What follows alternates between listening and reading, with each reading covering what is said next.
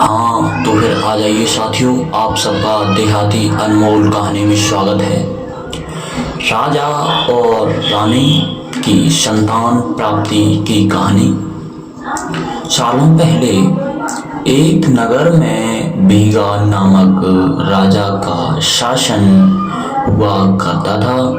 वह दिल की बहुत अच्छा और अपनी प्रजा को खुश रखने वाला राजा था। अगर किसी को कोई समस्या होती तो राजा तुरंत उसका समाधान कर देता। धन संपत्ति और खूब इज्जत होने के बाद भी राजा की पत्नी दुखी रहती थी। उसके मन में हमेशा से संतान प्राप्ति की चाहत थी, जो सालों से पूरी नहीं हो पाई थी। राजा को भी यह दुख रह रहकर सताता था। राजा ने कभी अपना दुख खुद पर हावी होने नहीं दिया और पूरे राज्य की लगन से सेवा करते रहते थे। एक दिन भीमा राजा के राज्य में एक सिद्ध साधु ब्राह्मण करने पहुँचे तो गांव-गांव घूमकर लोगों से पूछने लगे कि वो कितने सुखी हैं। हर किसी का जवाब एक ही था कि हमारे राजा बहुत अच्छे हैं और पूरी प्रजा को खुश रखते हैं। और साथियों, हर किसी के मुंह में से यह आवाज आई कि राजा की तारीफ सुनने के बाद वो साधु के पास पहुंचा और राजा को प्रमाण करने के बाद साधु बोला, हे राजन, तुम्हारे राज्य में हर कोई खुश है। यह सब देखकर मुझे भी बहुत अच्छा लग रहा है। तुम्हारे काम से खुश होकर मैं तुम्हें एक टोकरी दे रहा हूँ। ध्यान रखना कि ये कोई सामान्य टोकरी नहीं है। तुम इसमें जो भी डालोगे वो चीज़ 1 से 2 बन जाएगी। तो मेरे प्यारे साथियों, इतना कहकर साधु वहाँ से चला जाता है। अब राजा टोकरी लेकर सीधे रानी के पास पहुंचा और साधु की सारी बातें बताईं।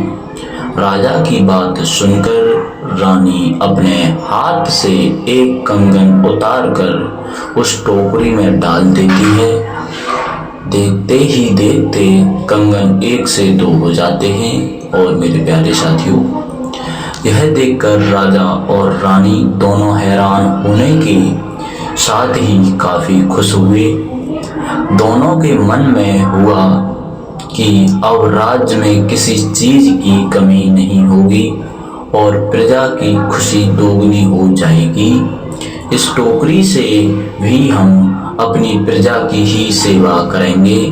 कुछ दिनों बाद भोला नाम का एक व्यक्ति अपने परिवार के साथ राजा और रानी से मिलने के लिए पहुंचा। उसके साथ पत्नी और नवजात शिशु भी था। भोला ने सबसे पहले राजा रानी दोनों को प्रणाम किया और बताया कि हम आपके ही नगर के रहने वाले हैं। तो मेरे प्यारे साथियों, आपको संतान ना होने का दुख हमसे सहा नहीं जा रहा है, इसलिए हम अपने इस शिशु को आपको देने के लिए आए हैं। इस वक्त से ही आप दोनों मेरे पुत्र के माता पिता हो।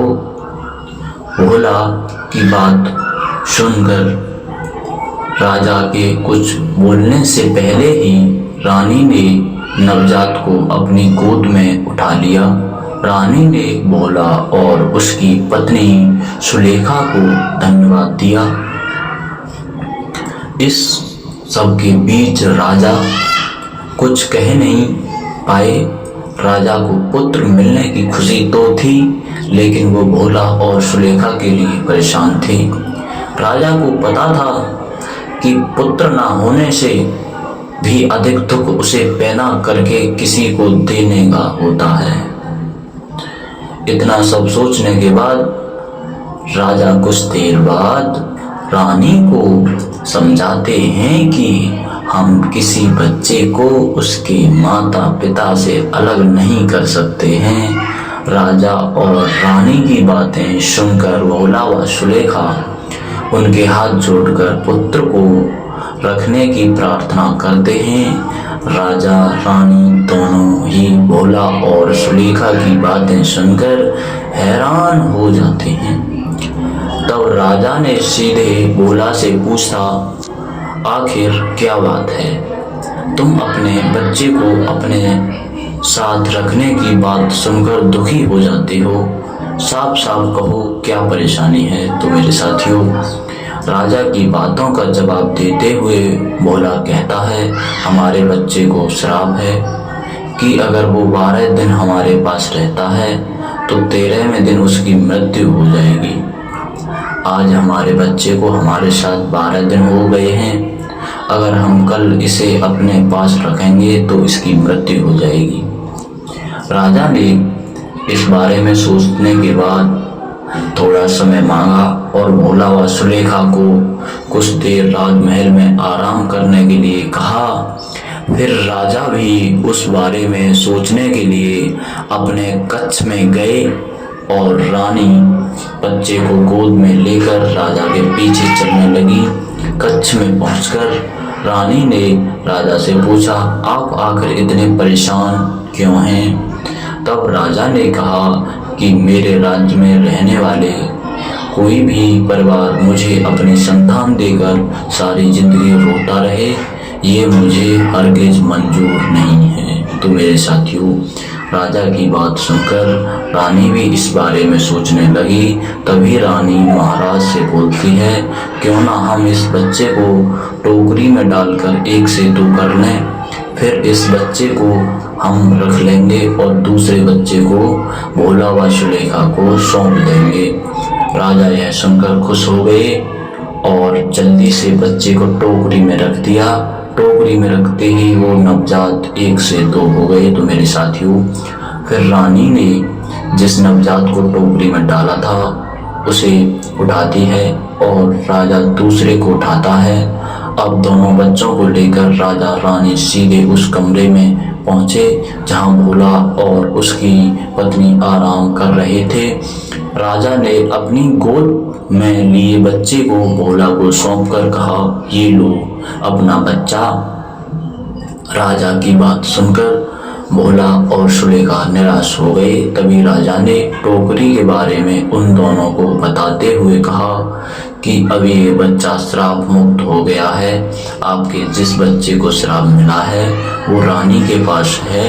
आप दोनों इस शिशु को ले जाएं और इसकी अच्छे से देखभाल करें। राजा की पूरी बात सुनने के बाद भोला और उसकी पत्नी खूब खुश हुए और बच्चे को लेकर चले गए। और मेरे साथियों, राजा और रानी की भी बच्चा पाकर खुश थे। उन्होंने खूब अच्छी तरह से बच्चे का पालन पोषण किया और बच्चा भी बड़ा होकर एक अच्छा राजकुमार बना और माता पिता व राज्य का नाम रोशन किया। कहानी से सीख, खुद को दुख होने के बाद भी दूसरों की भलाई के बारे में सोचना ही इंसानियत और इंसान का सबसे बड़ा धर्म है। तो मेरे प्यारे साथियों, आइए अब हम अगली कथा में मिलते हैं। चलिए साथियों, अपनी राय कमेंट बॉक्स में जरूर दें।